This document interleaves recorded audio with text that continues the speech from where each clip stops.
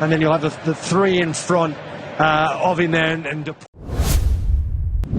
Football ইতিহাসে আরেকটি অবিশ্বাস্য প্রত্যাবর্তনের গল্প লিখল আর্জেন্টিনা।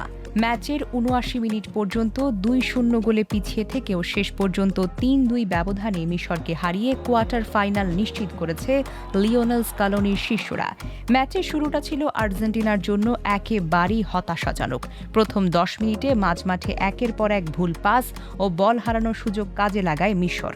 ১৫ মিনিটে মারওয়ান আত্তিয়ার নিখুঁত ক্রস দেখে দুর্দান্ত হেডে দলকে এগিয়ে দেন ইয়াসের ইব্রাহিম। ১৯ মিনিটে সমতায় ফেরার সুবর্ণ সুযোগ পায় আর্জেন্টিনা।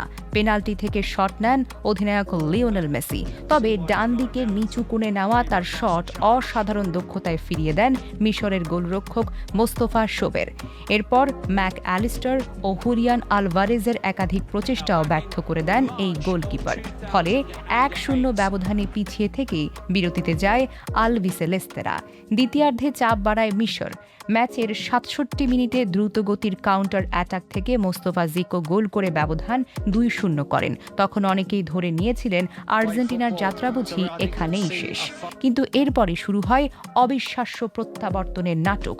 ৭৯ মিনিটে লিওনেল মেসির নিখুঁত ক্রস থেকে হেডে গোল করে ব্যবধান কমান ক্রিশ্চিয়ান রোমেরো। মাত্র ৪ মিনিট পর নিজেই জালের দেখা পেয়ে যান ম্যাচের সমতা ফেরান লিওনেল মেসি।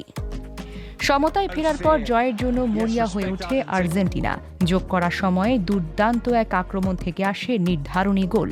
আক্রমণ ভাগের চমৎকার সমন্বয়ে জয়সূচক গোল করে ৩-২ ব্যবধানে অবিশ্বাস্য জয় নিশ্চিত করে আলবিসেলেস্তেরা।